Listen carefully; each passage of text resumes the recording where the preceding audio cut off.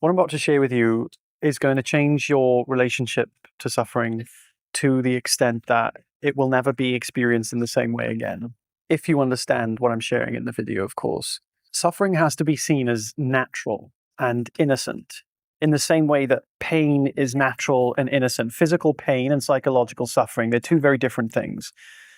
Physical pain is the intelligence of the body telling you that something is sacrificing the integrity of it. So if you get a thorn in your leg, the pain is the signal that will tell you to what extent do you need to address this issue. So if it's a piece of a massive stick in your leg, it's going to hurt more than a thorn, right?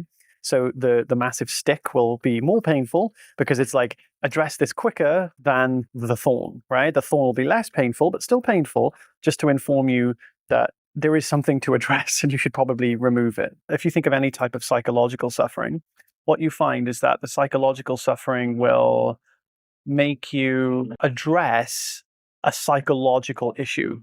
So the psychological issue in our case, right, it's the mind's intelligence of addressing a psychological lack of integrity, which is always to do with the misidentification with what we are. So in the same way that when the body's integrity is sacrificed, we'll feel physical pain. In the same way, when our true identity is sacrificed, we will find psychological suffering. So the suffering that is psychological is what we're talking about here, not physical pain. Physical pain is supposed to be uncomfortable. Psychological suffering is supposed to be addressed in a completely different way. We're not here addressing physical pain. So the psychological suffering, when it occurs, it's telling you you have mistaken what you are. It's telling you that you believe yourself to be something that is inherently misidentified. When there is psychological suffering, it always revolves around an individual self that is inside the story, believing that it's the character and is fundamentally suffering the consequences of that character.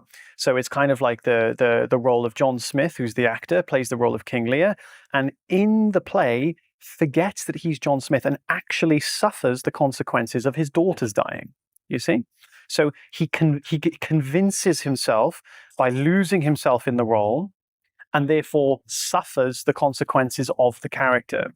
Now, in our instance, when we believe ourselves to be fundamentally the character that we're playing, we will suffer the consequences of the character. So that doesn't mean that when somebody dies, we don't cry, we don't feel grief, because grief is actually intense gratitude. So we're not here to stop feeling human emotions. We're here to not be convinced that the human emotions are fundamentally what we are. Once we see that the suffering only occurs when we have mistaken what we are to be the experience of the thing itself and not that which is experiencing it. Once you see clearly that which is experiencing it is what you are, when you get very clear on that, the paradox is you can almost like experience it without having to have this dual relationship to it. So at first, what we do is recognize that the experience that we're having of the suffering is not essential to us. Then we realize that we don't need to resist it because it's not actually hurting us or harming us. Once we see that it's not hurting us or harming us, it will naturally dissolve the resistance. So many people think, oh, I have to just stop resisting. No, you don't just stop resisting. You can't just do that. You have to, you naturally stop resisting as a result and a consequence of the right understanding. So suffering is like a very natural and neutral experience. It's actually a very, very intelligent signal telling us and pointing to us when we have mistaken what we are. So whenever we believe ourselves to be a finite, limited entity, that is the only time we can suffer. Because every time that you've ever experienced anything different, you haven't been suffering. You see? So we're not trying to remove human emotion. It's okay to be frustrated, angry, sad. Sad isn't the opposite of happiness. Resistance covers happiness. And when happiness is covered and resistance is experienced, that's what we call suffering. So grief, anger, these things, they're not fundamentally suffering. It's when we resist grief and anger that we create suffering. That's what it looks like and experiences as. So you don't need to get rid of your suffering. You can't get rid of suffering. Suffering is like, it's like trying to get rid of physical pain. It's like you need that thing. That mechanism is a necessary mechanism. So what happens is the clearer we are on what suffering is, the deeper our understanding is of it, the less suffering occurs. So if you have a full comprehensive understanding of what suffering is, suffering will no longer occur. It wouldn't need to, you see, because you wouldn't be resisting, because you wouldn't be believing yourself to be a temporary, limited, finite entity. So the wisdom of this understanding is, don't attempt to stop the resistance. Don't attempt to stop the suffering. Don't worry about whether the suffering occurs or not. Worry more and be concentrated more and focused more on understanding the truth behind the suffering, but on being curious about it. Like actually, this has been with me all my life. I'm actually curious. What actually is it? What is it here for? This curiosity will put you in an openness and a receptivity to actual understanding. Whenever you're not resisting it, I don't care really what it's about. I just want to get rid of it. I just want it to go. You'll never ever be able to truly understand suffering in that state, because you've inhibited yourself psychologically with resistance. You can't understand resistance with more resistance. It doesn't make any sense. You have to understand it with open, genuine curiosity. So, in essence, you do not need to remove your suffering. Suffering cannot be removed. It's like water trying to dehydrate itself. It doesn't make any sense. You can't do that. So focus more on the understanding, and the lack of suffering and the lack of resistance will happen as a consequence.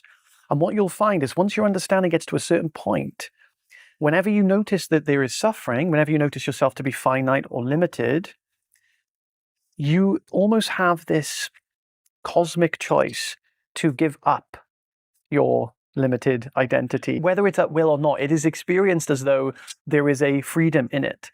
And it's what Krishnamurti calls the first and last freedom. It's the only freedom we ever have, and it's the last freedom we ever have as an apparent limited entity. So know that you do have the power, even if you don't. The exact philosophical premise isn't necessary to understand. If it appears as though you do, treat it as though you do, right? Because otherwise you're going to give away your power. And know that there will come a point where you can at will just allow yourself through understanding, right? You don't just force it, you do it through understanding. That understanding will the consequence of it will be that you will surrender your suffering and you will not suffer. And before long, what you'll find is that that suffering is not going to come back anymore, because no longer does that specific thing that triggered the belief in your separation, no longer will that thing continue to perpetuate. So over time, it'll naturally fizzle out. But your priority is not to keep making moments where you can get rid of suffering. Your priority is genuine desire for truth and understanding. If anyone understands the octave system yet, if you haven't seen that, this would be the transition between the 5th and the 6th octave. And in the 6th octave is where you get really, really accustomed to what I'm sharing with you right now. So if anyone wants to check that, we'll put a video here somewhere. And if anyone would like to join the free community where I host conversations and meditations every week, feel free to click the link in the description, and I'll see you there. Thank you guys. Have a great day. Bye.